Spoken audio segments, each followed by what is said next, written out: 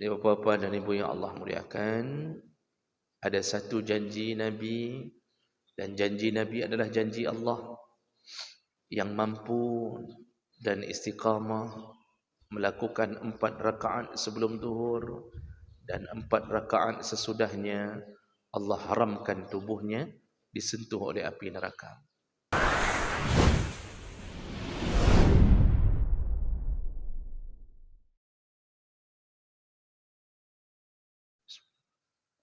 Assalamualaikum warahmatullahi wabarakatuh. Alhamdulillah rabbil alamin. Wassalatu wassalamu ala nabiyyina al-Mustafa Muhammadin wa ala alihi wa ashabihi ajma'in. Amma ba'd. Rabbi shrah li sadri wa yassir li amri wahlul 'uqdatam min lisani yafqahu qawli. Segala puji bagi Allah, kemudian salawat dan salam kepada Rasulullah, pada keluarga dan seluruh sahabat-sahabatnya. Bapak-bapak dan ibu-ibu, jamaah salat subuh yang Allah muliakan insyaAllah. Kita sedang membahas tentang anjuran untuk mengamalkan salat sunnah rawatib, yaitu salat penggiring salat fardu. Di pertemuan yang lalu kita sudah membahas kemuliaan orang-orang yang melakukan salat sunnah qabliyah subuh, bahkan pahalanya melebihi daripada dunia dan isinya. Dilakukan dengan ringkas. Bacaan pertama qul ya ayyuhal kafirun, bacaan yang kedua qul Allahu ahad. Dan kita sudah jelaskan di minggu yang lalu, kalau seandainya kita datang ke masjid, kita baru melakukan takbir, kita baru melakukan takbiratul ihram untuk melakukan qabliyah subuh, lalu berbunyi iqamah, maka yang lebih utama memutuskan salat tersebut, batalkan salat tersebut, lalu kejarlah atau dahulukan salat bersama imam. Seandainya iqamah berbunyi, kita hampir menyelesaikan salat qabliyah kita, maka sempurnakanlah salat itu, namun dengan cara yang ringan, jangan diperpanjang. Dan apabila kita datang ke masjid belum sempat takbir, pas bunyi iqamah, maka tidak ada salat setelah bunyi iqamah kecuali salat wajib, kata Rasulullah. Ini yang perlu diperhatikan, karena kadang-kadang ada orang lupa, sehingga ketika bunyi iqamah pun, karena mengingat seakan-akan salat sunnah lebih besar pahala daripada salat wajib, maka dia paksakan dirinya untuk melakukan salat sunnah ketika iqamah sudah berbunyi. Ini sebuah kesalahan. Baik, kita lanjut.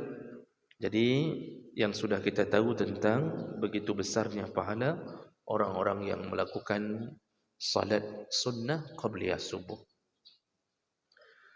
Kita lanjut salat sunnah rawatib berikutnya yang dianjurkan, yaitu at-targhib fi salat qabla adh-dhuhri wa ba'daha. Anjuran untuk melakukan salat sunnah qabliyah zuhur dan ba'diyahnya dan setelahnya. Ada beberapa hadis yang menyebutkan kemuliaan orang-orang yang melakukan salat qabliyah zuhur dan ba'diyah. Di antaranya hadis dari Ummu Habibah radhiyallahu anha qalat, sami'tu Rasulullah sallallahu alaihi wasallam yaqul, aku mendengarkan Rasulullah berkata, man yuhafizu ala arba'i raka'atin qabla adh-dhuhri wa arba'a ba'daha haramallahu 'ala an-nar. Barang siapa yang istiqamah menjaga, yuhafid itu setiap hari dia menjaga. Jadi bukan suka-suka dia.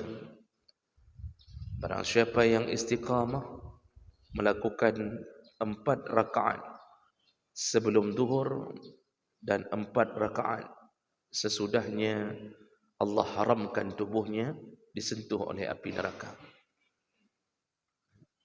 Hadis riwayat Abu Dawud, Tirmizi, Nasa'i, Ahmad dengan derajat hasan sahih.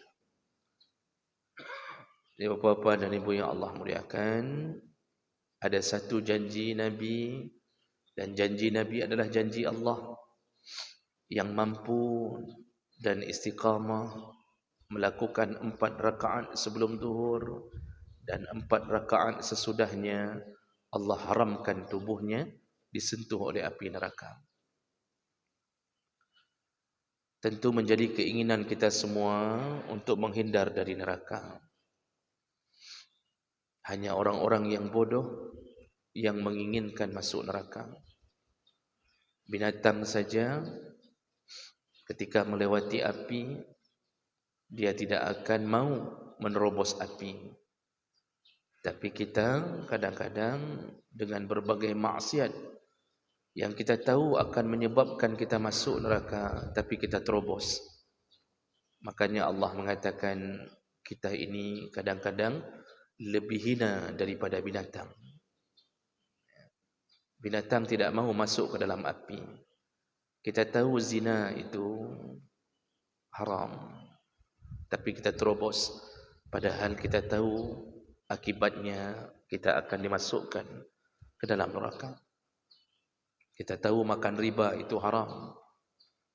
Kita tahu menipu rakyat itu haram. Menzalimi rakyat haram. Tapi kita lakukan.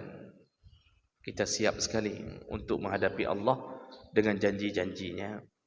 Nah, ada salah satu janji Nabi, yaitu akan dibebaskan dari api neraka mereka yang melakukan 4 rakaat sebelum dan 4 rakaat sesudah zuhur. Ada hadis lain juga dengan derajat hasan li ghairi dari Abi Ayyub Al-Ansari radhiyallahu anhu 'anil Nabi sallallahu alaihi wasallam qala, Rasulullah berkata, arba'un qabla adh-dhuhri laysa fihinna taslim tuftahu lahu abwabus sama'. Barang siapa yang melakukan 4 rakaat sebelum zuhur, tidak ada salam di antara 2 rakaatnya, maka dibukakan pintu langit di waktu itu. Ini disambung dengan hadis yang lain. Lamma nazala Rasulullah sallallahu alaihi wasallam, dalam riwayat yang berbeda tapi maksud hampir sama. Jadi Abu Ayyub Al-Ansari mengatakan, ketika Rasulullah sallallahu alaihi wasallam menemuiku, ra'aituhu yudimu arba'an qabla adh-dhuhri. Aku selalu melihat beliau melakukan salat 4 rakaat sebelum zuhur. Waqal, lalu Rasulullah berkata, innahu iza zalat asy-syam futihat abwabus sama'. Ketahuilah, ketika matahari sudah tergelincir, tergelincir berarti sudah masuk waktu zuhur. Ketika matahari sudah tergelincir, maka dibukakanlah pintu-pintu langit. Fala yughlaq minha babun, tidak ditutup satu pintu pun, kata Nabi, hatta tusalli adh-dhuhur, sampai engkau selesai salat zuhur. Fa ana uhibbu ay yurfa'a li fi tilka as-sa'ah khair, dan aku ingin semua kebaikanku di waktu itu diangkat oleh Allah Subhanahu wa taala.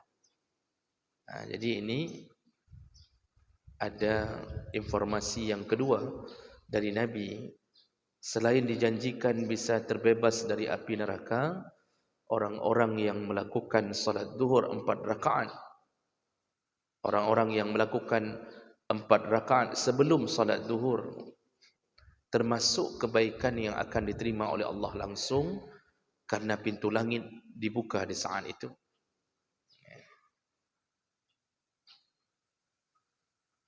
Sekaligus dalam hadis itu tadi Rasulullah mengatakan yang salat sebelum zuhur 4 rakaat tidak ada salam di antara keduanya, maka waktu itu adalah waktu dibukanya pintu langit. Semua doa diterima, semua keinginan dikabulkan, semua kebaikan Allah akan angkat. Makanya Nabi memelihara salat 4 rakaat sebelum zuhur. Tadi disebutkan tidak ada salam.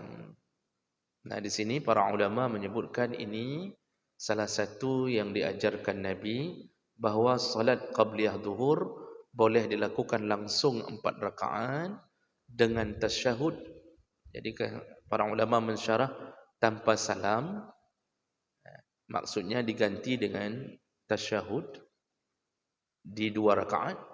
Jadi seperti salat zuhur diganti dengan tasyahud, lalu kemudian bangun lagi, nanti salam sekali. Ini salah satu cara yang dibolehkan ketika melakukan qabliyah zuhur. Namun walaupun begitu, yang paling sering dilakukan Nabi, jadi ini Nabi menampakkan di salah satu salatnya, tapi yang paling sering dilakukan Nabi adalah 2 rakaat, 2 rakaat. Dan berdasarkan banyak hadis yang lain, Rasulullah mengatakan salatul laili wan nahar masna masna. Salat siang dan malam 2 2.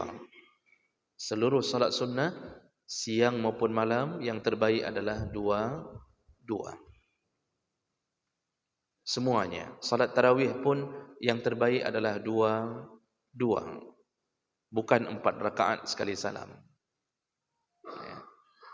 Ada yang kadang-kadang salah memahami maksud hadis Aisyah yang menyatakan tentang salat malamnya Nabi. Kata Aisyah, Nabi salat malam 4 rakaat. Ada yang mengatakan itu tarawihnya Nabi, ada yang mengatakan witirnya Nabi, ada yang mengatakan salat malam qiyamul lail. Rasulullah salat malam jangan ditanya, la tas'al an husnihinna wa tulihinna. Jadi Rasulullah itu kalau salat malam 4 rakaat, jangan tanya bagaimana bagusnya, bagaimana panjangnya salat Nabi. Lalu beliau bangun salat lagi 4 rakaat, kata Aisyah, jangan tanya panjangnya, jangan tanya bagusnya. Artinya bagus sekali dan panjang sekali. Nah, hadis itu oleh sebahagian orang mengira bahawa salat itu 4 rakaat sekali salam. Padahal Aisyah tidak menyebutkan bahawa itu 4 rakaat sekali salam. Cuma Rasulullah disebut oleh Aisyah, Rasulullah salat dulu 4 rakaat, kemudian jangan tanya panjang dan bagusnya. Jadi yang dimaksud oleh Aisyah adalah Rasulullah tidak istirahat pada 2 rakaat. Rasulullah tidak istirahat pada 2 rakaat. Jadi ketika beliau salat 2 rakaat, beliau tidak istirahat dulu. Bangun lagi 2 rakaat, setelah 4 rakaat baru beliau istirahat. Jadi itu yang dimaksud oleh Aisyah radhiyallahu anha, bukan 4 rakaat salat sekali salam. Jadi salat sunnah itu yang terbaik tetap 2 2. Nah, Bapak Ibu yang Allah muliakan, ini kesempatan bagi kita, terutama bagi mereka yang punya banyak waktu, tidak dibebani oleh berbagai kewajiban, tidak bekerja di bawah tekanan. Maka kalau bisa, yang sudah banyak waktu ini, terutama yang pensiun ini, bapak-bapak yang sudah pensiun, datanglah, lakukanlah salat zuhur 4 rakaat setiap waktu sampai Allah menjemput kita. Karena ada orang yang kadang-kadang menyindir dengan mengatakan sudah taubat ya, atau mengatakan sudah tua baru tahu diri ya. Jadi waktu tua baru melakukan amal seperti itu. Ini perlu kita ingat bahawa Rasulullah pernah mengatakan innamal a'mal bi khawatimiha. Sesungguhnya amalan itu dihitung di akhir. Sesungguhnya amalan itu dihitung di akhir hayat hidup kita. Makanya ada orang yang meninggal dalam keadaan husnul khatimah, su'ul khatimah. Kita ini tahu bahawa kita dalam kasih sayang Allah, makin mendekat ke umur menjelang sakaratul maut, makin bagus amalan kita. Yang dulu mungkin enggak sempat kita lakukan karena dilepaskan dari kantor jam 12:15. Mau pergi ke masjid solat zuhur enggak bisa lakukan sempurna. Lalu disuruh masuk kantor lagi jam 1:30. Belum sempat untuk istirahat sudah harus masuk kantor. Dulu kita rindukan jadi PNS. Setelah jadi PNS kita menyesalinya. Ada yang hari ini merindukan untuk keluar lagi dari PNS. Ana wate istirahat. Padahal dulu sebelum jadi PNS, Masya Allah, dia bisa tidur-tiduran dari pagi sampai zuhur. Mana hana peng tak guys. Uang cuma tidak ada. Yang lain waktu istirahat cukup banyak. Dan jemaah melakukan Allah, ketika Allah sudah bebaskan kita dari ikatan itu,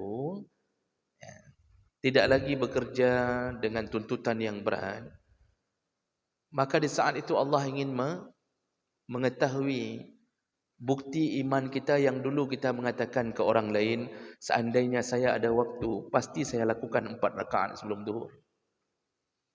Kita katakan ke semua orang, ilungnya menyonawate, kupubut adanya 4 rakaat sebelum zuhur, 4 rakaat sesudah zuhur, saya lakukan, cuma enggak ada waktu. Begitu diberi waktu oleh Allah, enggak juga dia lakukan. Nah, inilah yang disebut dengan cinta monyet beginilah. Mengaku cinta pada Allah, mengaku cinta pada Nabi. Ketika sudah dapat kesempatan, ternyata dia tidak melakukannya. Maka Bapak Ibu yang Allah muliakan, ini kemuliaan orang-orang yang menjaga 4 rakaat sebelum zuhur.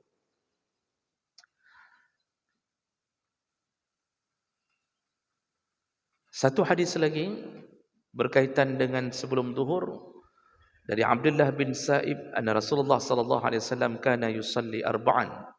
Rasulullah sallallahu alaihi wasallam selalu melakukan 4 rakaat qabla adh-dhuhri yutilu fihinna al-qiyam. Beliau panjang, salatnya panjang. Jadi kalau sebelum zuhur itu beliau lumayan panjang. Wa yuhsinu fihinna ar-ruku' was-sujud, dan beliau memperbagus rukuk dan sujudnya. Berbeda dengan salat qabliyah subuh, beliau tidak panjang melakukannya. Hanya qul ya ayyuhal kafirun dan qul huwallahu ahad. Ternyata sebelum zuhur beliau melakukannya dengan bacaan yang panjang. Jadi tentu berefek pada waktu untuk melakukan iqamah. Artinya maksud panjang bukanlah panjang seperti salat malam, tetapi bacaan beliau lumayan panjang dibanding dengan 2 rakaat sebelum subuh. Itu perkara-perkara yang berhubungan dengan qabliyah zuhur. Nah, kemudian ketika berbicara tentang ba'diyah, Nabi SAW dalam hadis yang sahih riwayat Tirmizi, Ahmad, Rasulullah SAW kana yusalli arba'an ba'da an tazul asy-syam qabla adh-dhuhri wa ba'daha. Rasulullah SAW itu selalu melakukan 4 rakaat sebelum zuhur, lalu kemudian melakukan 4 setelahnya. Dan beliau menyebutkan bahawa itu waktu dibukanya pintu langit. Maka aku ingin semua amalku dinaikkan oleh Allah Subhanahu wa taala. Jadi ini salah satu amalan Nabi sallallahu alaihi wasallam. Kemudian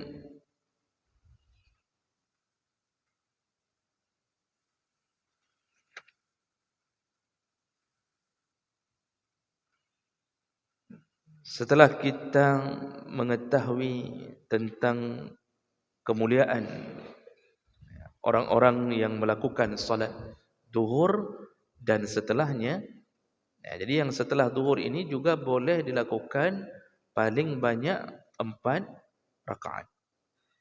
Jadi kalau kita hitung semuanya 4 sebelum, 4 sesudah dengan salat zuhur, maka 12 rakaat. benar-benar menguji iman. Benar-benar menguji iman. Karena salat itu jangankan yang sunnah, yang wajib saja terasa berat bagi mereka yang tidak penuh iman kepada Allah Subhanahu wa taala. Wa innaha lakabiratun illa 'alal khashi'in. Salat itu berat kecuali bagi mereka yang khusyuk, bagi mereka yang harap dari Allah Subhanahu wa taala. Satu lagi Bapak Ibu yang Allah muliakan, pembahasan terakhir kita yaitu tentang anjuran untuk melakukan salat qabla al-'asr. Salat ba'da asar tidak ada, karena Nabi SAW tidak membolehkan salat setelah asar sampai terbenamnya matahari, kecuali salat-salat yang ditimbulkan karena sebab, karena masuk masjid, karena berwudu. Selain itu tidak ada salat sesudah asar. Nah, sedangkan salat setelah asar, sebelum asar itu ada khilaf di antara para ulama. Ada yang menyunnahkan, ada yang tidak menyunnahkan. Namun hadis-hadis menyebutkan tentang adanya salat qabliyah asar. Di antaranya dari Ibnu Umar radhiyallahu anhu an Nabi sallallahu alaihi wasallam qala, rahimallahu imra'an. Allah sayang kepada seorang hamba, shalla qabla al-'asri arba'an. Barang siapa yang melakukan salat sebelum asar 4 rakaat. Allah sayang kepada seorang hamba yang melakukan salat sebelum asar 4 rakaat. Nah, hadis ini ada yang mengatakannya hasan, ada yang mengatakannya hasan li ghairi. Artinya hadis ini kuat. Jadi adanya salat asar, salat qabliyah asar itu ada, dilakukan 4 rakaat dan tetap 2 kali salam. Dan di sini Allah telah menjanjikan melalui lisan nabinya kasih sayang Allah diberikan kepada orang-orang yang melakukan 4 rakaat sebelum asar. Sebahagian ulama mengatakan dengan hadis ini maka menjadi sunnah untuk melakukan qabliyah asar walaupun tidak masuk ke dalam muakkad. Nah, hadis ini tidak masuk ke dalam salat yang muakkad. Artinya boleh ditinggalkan, boleh dilakukan, yang melakukannya mendapatkan fadilah, diberi kasih sayang oleh Allah Subhanahu wa taala. Allah kalau sudah memberi kasih sayang, maka dia akan panggil Jibril, lalu dia mengatakan, aku mencintai fulan, maka cintailah fulan. Lalu Jibril memanggil semua malaikat yang ada di langit dan di bumi, Allah telah mencintai fulan, aku mencintainya, maka cintailah fulan. Akhirnya seluruh penduduk langit dan bumi mencintai fulan. Itu kalau sudah dicintai Allah. Tapi kalau sudah dibenci Allah, Allah akan panggil Jibril, lalu Allah akan mengatakan, karena Jibril komandannya para malaikat. Jibril komandan para malaikat paling kuat, paling besar, mempunyai 600 sayap. Satu sayap dikepakkan, tertutuplah ufuk barat dan ufuk timur di bumi ini. Lalu Jibril ketika mengetahui Allah membenci fulan, Jibril mengumumkan kepada semua malaikat, bencilah fulan yang dibenci oleh Allah Subhanahu wa taala. Lalu kemudian semua malaikat menebarkan kebencian ini kepada semua penduduk bumi untuk membenci fulan. Maka bahaya kalau Allah sudah benci. Kalau manusia yang benci, mungkin bisa jadi yang membenci lebih buruk daripada yang dibenci. Karena tidak ada takaran manusia benci dan sayang kecuali takarannya karena Allah. Itu baru benar kebencian dan sayangnya. Maka orang yang salat 4 rakaat sebelum asar disayang Allah. Tapi jangan salah faham, Allah kalau sudah sayang, jangan mengira bahwa kita akan dimanjakan. Karena ada orang yang mengira kalau Allah sudah sayang, hidup kita serba mewah, kaya, sehat, istri cantik, anak pintar, semua serba mudah. Malah itu tanda-tanda Allah mulai benci. Karena hidup ini untuk masuk surga dibutuhkan ujian. Kenapa tidak jatuh ujian pada kita? Sudah nipu, kaya. Sudah menjadi penjahat, ternyata punya kekuatan. Tidak bisa disentuh oleh hukum. Kenapa kita begitu hebatnya perjalanan hidup kita? Tidak pernah sakit. Hasil penjualan sabu-sabu tidak pernah berkurang. Padahal itu maksiat. Setelah berzina dengan ratusan wanita, tidak pernah terkena penyakit sipilis. Tidak pernah terkena penyakit raja singa. Tidak ada infeksi, tidak ada apapun. Aman-aman saja. Kenapa begitu? Apakah kita merasa disayang Allah? Lalu dia mengatakan, kalau memang Allah tidak sayang, mungkin aku akan begini dan mungkin tidak. Itulah kebencian Allah. Allah biarkan dalam maksiat. Allah biarkan dalam maksiat. Allah biarkan berkuasa dan rakyat menderita. Na'udzubillah, berhati-hatilah menzalimi orang lain. Walaupun kita terasa hebat, tapi sebenarnya kita di dalam skenario Allah untuk dihancurkan. Saya sering memberi sebuah tamsilan. Kenapa Fir'aun dibiarkan Allah berpuluh tahun hidup dalam kekuasaannya. Tidak pernah ada satu pun yang menyebabkan Fir'aun jatuh sebelum tenggelam di laut. Tidak ada. Tidak ada catatan sejarah Fir'aun pernah kena tipes, apalagi sampai asam urat, kolesterol. Tidak pernah ada. Langgeng hidup Fir'aun. Qarun juga begitu, Haman juga begitu. Tapi kenapa Allah biarkan itu? Salah satunya adalah Allah ingin mengangkat kezaliman itu setinggi-tingginya sehingga ketika dijatuhkan, jatuh berkeping-keping. Mati tidak sempat taubat, dosanya tercatat setelah memuncak. Setelah membludak dosa, mati tidak sempat taubat. Enggak ada peringatan apa-apa. Langsung sekali mati. Itu kebencian Allah. Kalau gelas diangkat sedikit, jatuh lagi, maka paling retak.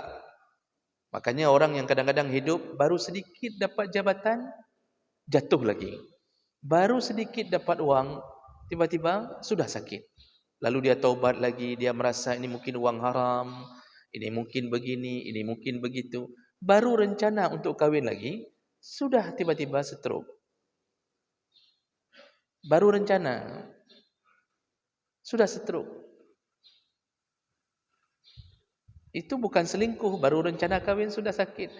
Semua itu Allah inginkan. Jangan kata Allah, diberilah sakit, diberi macam-macam kecelakaan, macam-macam.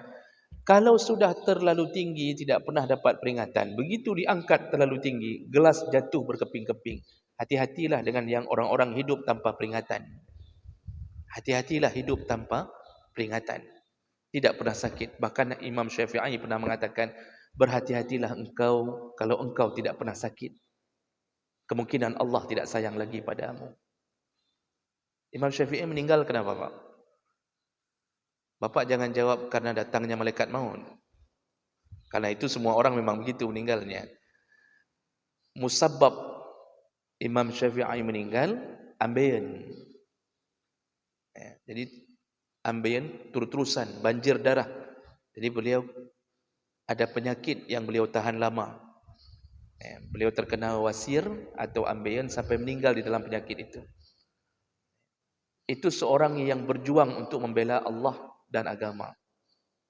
Imam Hambali meninggal setelah puluhan tahun disiksa dalam penjara oleh para algojo, keluar sakit-sakitan.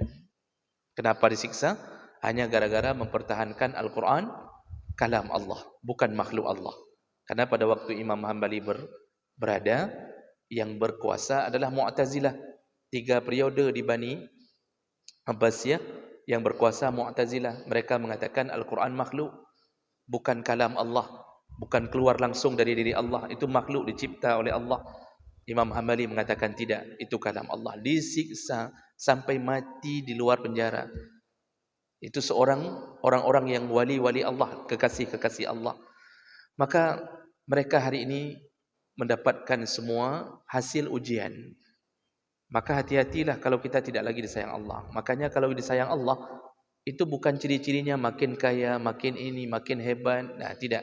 Tapi kalau disayang Allah, kita diberi berbagai macam ujian. Untuk apa? Supaya lempang masuk surga. Supaya mudah masuk surga. Na'udzubillah, mudah-mudahan kita terhindar dari kebencian Allah Subhanahu wa taala, dan lakukanlah salat sebelum asar walaupun ghair muakkad. Bagi yang punya waktu boleh melakukannya, dan tidak melakukannya tidaklah menjadi sebuah dosa, karena itu pun hanya sunnah ghair muakkad. Baik, saya berhenti di sini.